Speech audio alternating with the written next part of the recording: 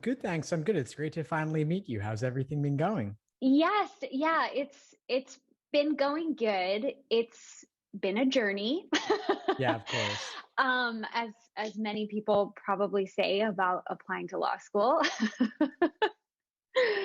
But yeah, it's been good. It's been good. I've learned a lot, and I'm actually so glad our call is this week rather than last week because things have changed actually. Oh, what's changed? Tell me more. Yeah, so I actually recently have decided I was going to apply this fall, but I have decided to wait and apply next cycle instead. It was a difficult decision. I'm like many people, I want to just like get it done, but I'm a non-traditional student, and so I'm a little bit older, so I've realized that sometimes you have to be patient and sometimes things don't always go as you've planned. Of course, of course. Well, it sounds like you're making the right decision and better to apply when you can do it the right way and do it early. Yes, yes. I was one of those. I was one of those people that. I've so I'll give you just like a little bit of context to kind of tell you, how I've gotten to where I'm at. So when I was in undergrad, I wanted to go to law school. So this has been a 15, 20-year journey now. Um, I was an economics major. I wanted to go to law school. A number of things happened that it never worked out. So I didn't pursue law. After I graduated, I fell into media and marketing. And here I am 15 years later. Like many people, 2020 forced me into some deep introspection. And, I decided to revisit this idea of law school. So I took a community college class about law and ethics, which is what I'm really interested in, is that kind of intersection between law and morals, and kind of reignited that passion for law. And so this spring, I took that community college class. I decided in April that I was going to apply to law school. I bought a self-guided study book. I signed up for the June LSAT. I divided the number of days from April to the June LSAT by the number of pages in the study book and said, great, this is what I'm going to do. Well, of course, a few weeks later, I got very frustrated and very discouraged and I thought that there was something broken with my brain because I couldn't understand why I was getting some of these questions wrong. So I started looking at other resources, found your podcast, was really drawn to the sort of no nonsense type approach to learning about the LSAT. So I signed up. I listened to the podcast for a week or two, signed up for the Supreme course, had started studying for a few weeks, and quickly realized this was not a process that I could speed up. I had to just go at my own pace. And so what I wanted to ask you today was for someone like me who's just sort of recently decided, hey, I'm actually not going to try to apply. So I obviously did not take the LSAT this past weekend.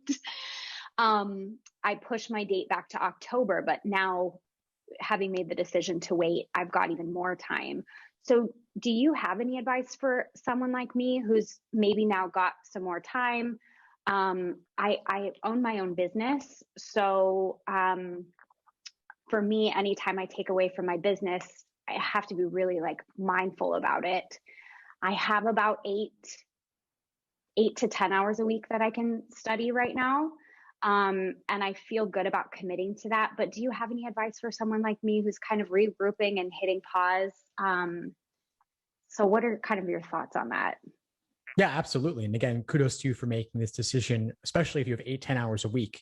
That would be tough to cram with that limited time. But over the course of several months, there's a lot you can do in just a short amount of time every single week. I agree, of course, you want it to be as efficient and effective as possible. So you're in a fantastic position. You can divide and conquer, but doing it the right way, not by numbers of pages in a book, as you indicated before. Yeah. So This opens up so much for you. I mean, we're speaking now in mid-June, October, right? 4 months away. A lot you can do between now and then. So what I'd suggest is you take it slow. You carve out one piece at a time and truly master it. So maybe 1 week has a logic games focus. Another week has a logical reasoning focus. I say focus because you can make it the majority of what you do, but not the entirety, because you don't want to feel rusty. You want some variation. You can get more granular where you say logic games focused on ordering games specifically, or logical reasoning focused on strengthening questions specifically. But you can still mix and match here and there as well. And then you can do related problems out of the exams. You can watch related videos in the course library. You can attend related classes that are happening every week as well. Okay. So that, because as I was sort of trying to plan out how am I going to study now, and even potentially taking the LSAT now next year, I'm not necessarily committed to any type of date. So I'm already finding myself getting a little bored, is not the right word, but I've been really focused on logic games, and I am kind of like, I want to like switch it up a little bit. So you think that's okay to do? Not say I'm just going to focus on logic games for 3 months, get it right, and then move on. Oh no, 3 months on logic games alone is way too much. You need exposure to the other sections as well. I mean, you don't want to wait to do reading comprehension until 2 months before the exam, or 1 month. I mean, to truly master logic games, how do we define mastery, right? If you want to achieve perfection every single time, it's difficult for virtually anybody, myself included. You can get perfection sometimes once you really master it, but at a certain point, you got to say, I've gotten enough right now to feel reasonably competent. I'll continue refining in the following weeks and months, but time to change it up, do some logical reasoning for a bit, see what that's like. Keep everything feeling fresh. Okay, great. That's really good advice. So I just have a couple other questions here that I wrote down. Oh, I wanted to also ask about like the test mindset of when you're taking the LSAT and you're reading a question. Is the mindset, for example, with like a logical reasoning question, do you think, oh, this is a sufficient assumption question? Or does it just eventually become more natural that you just kind of understand the question, you've read through the stimulus, and now, you're ready to answer the question. You kind of don't necessarily think, oh, this is a necessary assumption question or whatever. For the majority of logical reasoning questions, I would still go in reading the question stem and identifying the question type. Okay. Because there are different approaches for sufficient assumption versus unrelated question types, or marginally related, tangentially related question types. I know, for example, sufficient assumption often can involve formal logic. So there's a specific way to go about it. So it is useful to know question types. Just like for logic games, it's useful to know, okay, this game has ordering elements. Ordering games usually involve a diagram that looks something like this, perhaps with slots, right? So that's helpful.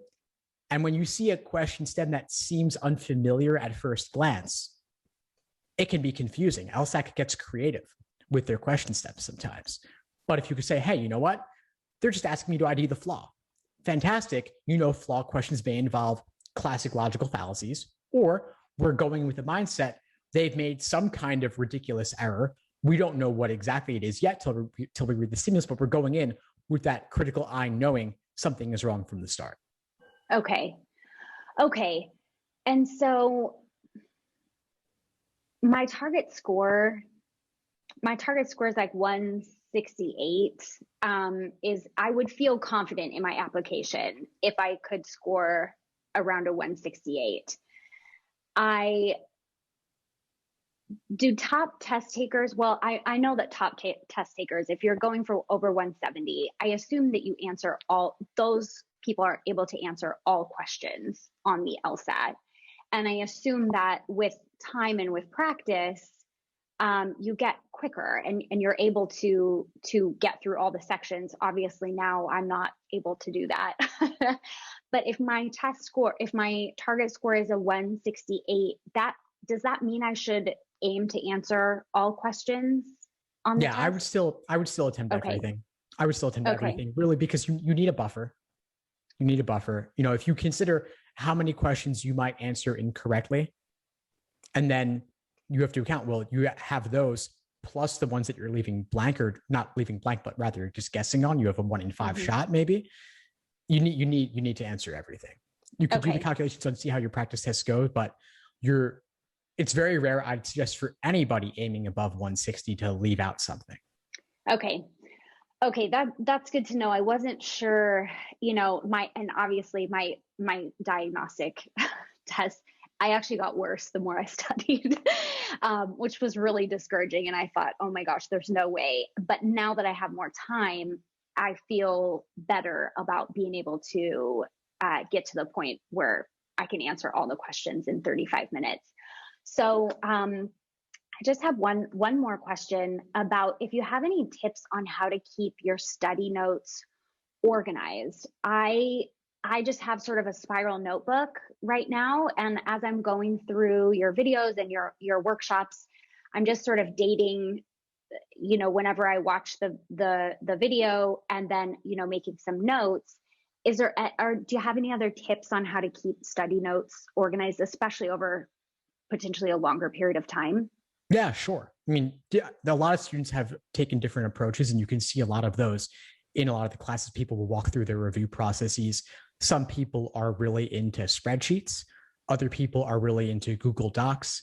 Some people like a notebook, like a spiral bound, like you indicated, or a moleskin or something. There's no one particular way. Digital is often nice just because it's more searchable, easier to find things. So you might consider switching to that.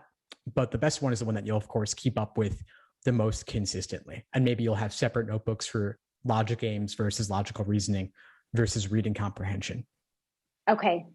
Okay. Great. Great. I had one more comment for you, actually, Kate. Yes, yes, You were please. talking about, you asked about, do I go in to a logical reasoning question with that mindset, this is sufficient assumption? I think what you might have been getting at relates to like how mechanical can the process be? Was that kind of where you were coming from? Yes. And I'm a very sort of mechanical type person. And so I'm like, I want the order. I want you to tell me how to think about it. But as I've listened to your podcast and to some of the other workshops already, I'm like, I have to kind of find my own way. But I'm curious to hear more. Sure, sure. Yeah, that's exactly it. So mechanical can only get you so far. Like if you stick with purely mechanical, you'd have a tough time breaking 160.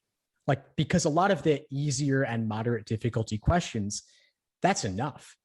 But the tougher questions require some adaptability, some flexibility, like the so-called curveball logic games, right? You can't stick with molds all the time. The molds will only work on the easier stuff. The tougher questions are the ones where you have to kind of get outside that box a little bit and make it your own. So, of course, I've got plenty of step-by-step things to give you ideas.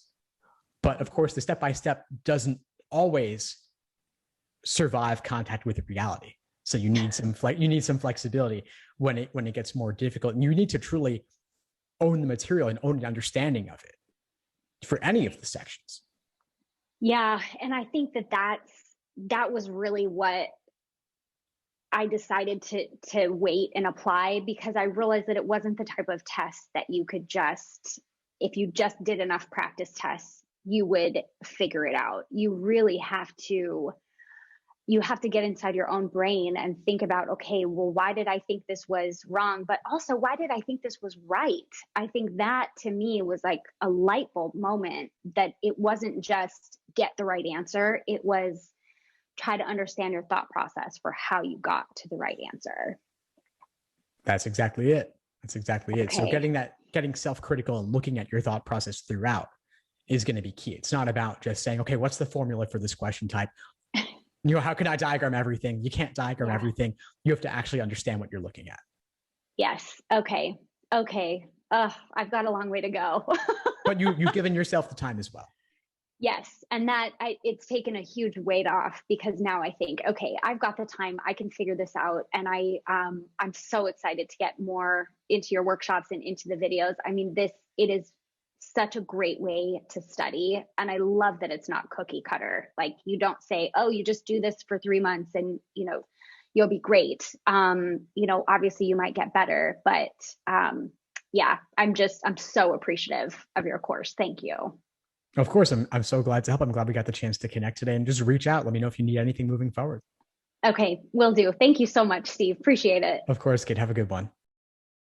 Thanks for tuning into the show. Please subscribe if you haven't done so already to be notified of new episodes as I release them. And feel free to reach out if you need anything at all as you move forward with your prep. I'm happy to help however I can. In the meantime, I'll wish you all the best and take care.